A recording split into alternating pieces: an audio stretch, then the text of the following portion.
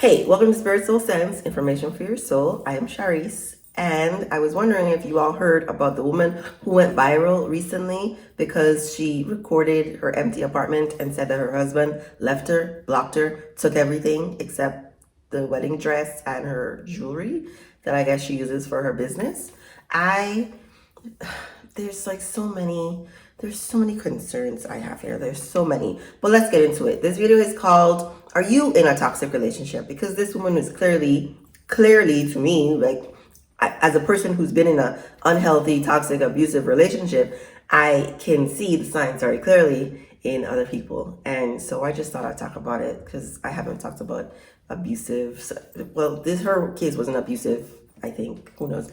But it was, very much toxic. And I think people were really trying to understand like what was happening, because when you put your business on the internet, people feel like they have ownership of some of the information. And so they want to know things.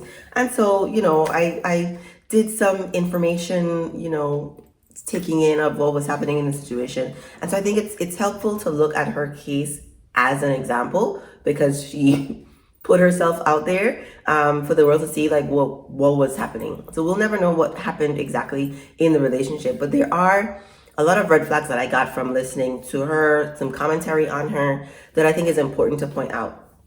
If you are in an on and off again relationship, you are in an unhealthy, toxic relationship. There is no reason that you should be breaking up, get back together, breaking up, get back together. You're not talking, you block, you unblock. You want to see where he's going to call you from, if you block him from this and this, did he email? Like, those kinds of relationships are toxic. They're likely codependent, which is one person is having feelings and the other person takes them on, feels like it's their responsibility to fix. You cannot fix other people's feelings. And so there ends up being this big push-pull dynamic in these relationships. The sex is often amazing, off the charts, I don't want to say unnatural, euphoric, like a drug in these sorts of relationships. Okay, so toxic red flag one, on and off again relationships. So they were together since they were teenagers.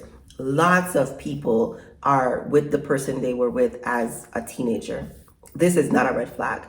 I think you can either learn and grow and evolve with one person, or you can do it with multiple people. And so if you're not in the same relationship you were with when you were a teenager, then you're learning and growing with multiple people. But you can definitely become a better person in a relationship. And typically the relationship can get stronger if there are two healthy people. We both have things we have to work on, but if we're doing it together, like one person is getting better, the other person is inspired, not jealous or challenged, then the relationship would flourish. But if you have unhealthy people in a relationship, and I like to say all the time, you cannot have a toxic relationship without two toxic people.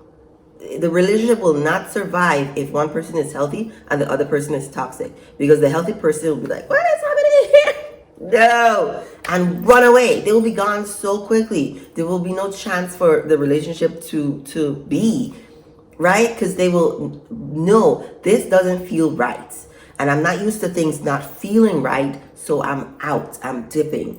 But for people who have endured negativity in their life, lived in fear, been abused, these sorts of negative feelings are familiar to them, and the familiarity is what they are reliving, often in a way to change, control what happened so that they can feel accomplished inside. They, we, me, I'm telling you from experience, right? This is not attacking anybody. This is a learning opportunity for anyone who is in a relationship that is not healthy. Not healthy. She was crying in one of her lives. She was crying about the way her husband left. And she says he has a right to leave. He definitely has a right to leave. In these sorts of unhealthy relationships, you can, like, it's just really sad, the blocking, the disrespect, the lack of communication that can go on. It's not like blocking your partner is not a healthy thing to do. I'm not saying you can't block your partner once or twice in 20 years of being together, but why would you block your partner on a phone? It reminds me of Married to Medicine. Have you seen that show, reality show? I don't watch it anymore. But there's a character. There's a woman on there in the reality show named Quad who was she was with her husband, and I remember them having an argument and her saying that she blocked him. She was telling her friend, I blocked him. And I was like, what? What? This is me like far removed from my ex, and it's crazy to me the things that people are doing in relationships. Why are you in these relationships with people you are unhappy with? Your goal for a healthy relationship is to be happy 80% of the time, right? 20% of the time, I don't know. You know, you're looking to be realistic, because the whole matter of fact is, this is a whole other human being with their own likes and dislikes. They're gonna do something, they're gonna say something that you don't agree with, that triggers you, that just isn't in your realm of whatever. You guys can learn and grow from these experiences and get along well. But we're not looking for every other day, every week, that there's a constant argument, like y'all are arguing. If there's any sort of hitting in these relationships, it is abusive. Tell me, why are you I know why you're staying. I know why these relationships continue. But I'm here to like bring awareness to the fact that you deserve better. You are enough, you are worthy, and you can have the healthiest relationship that you want. You can have a joyous relationship that you want. This woman also talked about finances in a relationship, and finances and sex are the two biggest reasons why relationships tend to end. Sex does not tend to be a big issue in unhealthy relationships, toxic relationships, because like I said before, the sex tends to be euphoric. The sex tends to be where people go to solve all the problems in the relationship, but you can't solve problems with sex. It just doesn't work. But finances, she did talk about, and she said that she was paying all of her own bills. Now, I'm not a hypergamist, advocate, like you have to be with a man with more, like I'm not one of those people. I'm also not 50-50 is bad, will never work. I'm not one of those people. I think whatever works for you is what works for you. But coming from a Christian background and coming from an understanding of marriage, not just as a contract, like a business contract, that's really the only reason I would get married, for the business contract. We could do a spiritual partnership any day. But coming from a Christian spiritual background where two people become one, I do think that finances there should be a pot. I just, whatever works for you, right? But I really feel like in a marriage, if we have become one, and I don't think this is there a debate about two people becoming one in a marriage? Like, you are now a unit. That's what marriage is. The two of us have become a unit. We are in this together. So, you know, when people start using wording like, I paid my half, I paid my bills, I'm like, you guys are no longer operating as a unit if everything is still so separate. Like, I don't know. I'm not married. I've never been married. But they say the best way to get a healthy marriage is to prepare before marriage.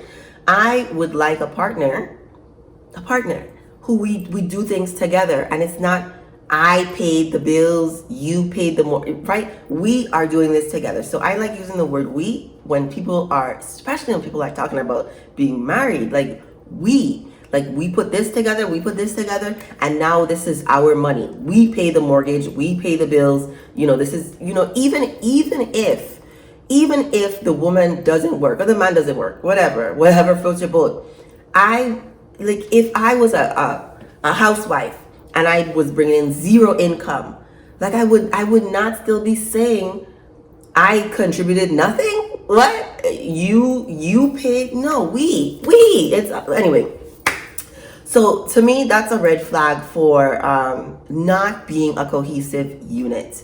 And the way she also talked about, wanting to be an entrepreneur, and him saying if you become an entrepreneur, the only way we could stay married is if we live separate. And now lots of people live in different homes while they're married, but not because of not supporting each other. Like it's seen as a way to support each other because whatever in the career, practical means, like people live in different places. A lot of people live in different places. I don't think if you're married, you have to live in the same. Maybe I think part of the time you guys need to be whatever works for you. Whatever works for you. That's what I'm gonna keep saying. Whatever works for you. But we want something that's happy 80% of the time. And if you are with someone who doesn't support your dreams, I feel like one of the best things about being in a relationship is companionship and being able to have fun, deep, lighthearted, whatever kind of conversations with your significant other. And part of that is the sharing of the dreams. Imagine if someone poo-pooed all over your dreams every time you shared them. You know, she talked about being with someone who made you feel this big, the entire time. And see, here's what I know about my own past toxic, abusive relationship. It was unhealthy from the very beginning, right? Nothing I ever did was enough from the very beginning. Here's what else I know about these unhealthy relationships. If you are with someone with narcissistic tendencies, meaning on the inside they feel empty, they have a hole inside that they are trying to fill with controlling other people. Nothing you ever do is going to be enough for this type of person. It's very, very difficult for people with this type of personality style, these types of traits, to change. It's very painful. What they've experienced in life is so painful that they would rather stay in denial, blame everything on other people instead of changing themselves. I'm not saying they can never change. People can change if they want to. But it's just very hard for the awareness, for the light to spark in someone with this type of personality style. So what I have seen now that I have been working in the type of work that I've been doing for a while now with some elderly folks is that a lot of these people do not change. I'm talking about people who are in their 70s, who are still abusive, who are still toxic, who are still playing the mind games. And I think about all the time. Every time I broke up with my ex and then went back, broke up with my ex, went back, thinking it was going to be different. And really, he did grow a little. But the relationship was never healthy. It was never healthy. And after watching people in 50-year marriages they were unhappy the entire time. They were in a toxic relationship the entire time.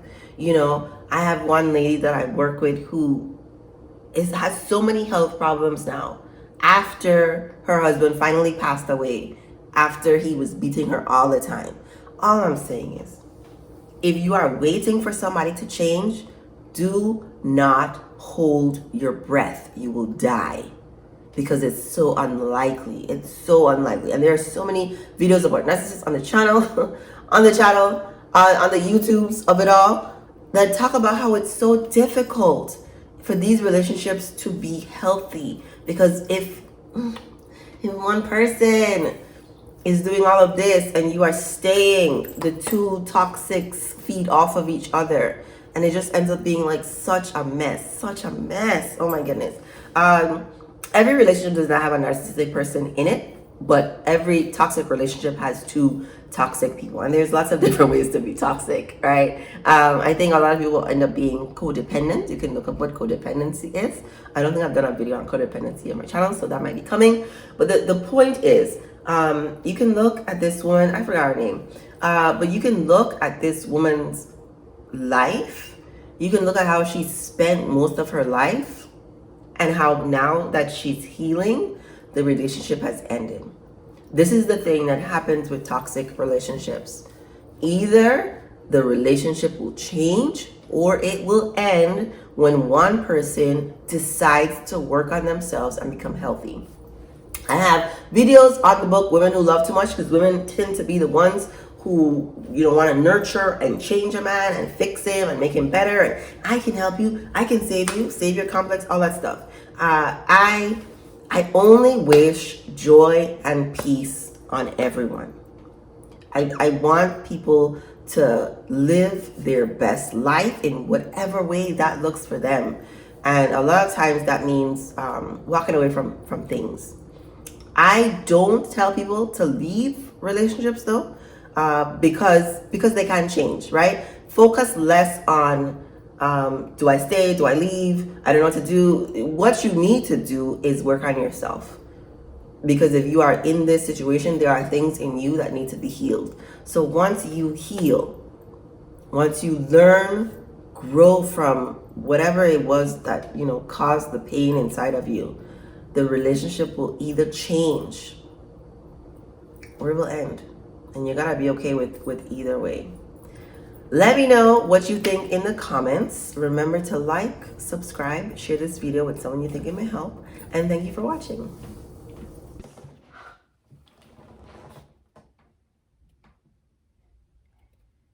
Say hello to my little friend.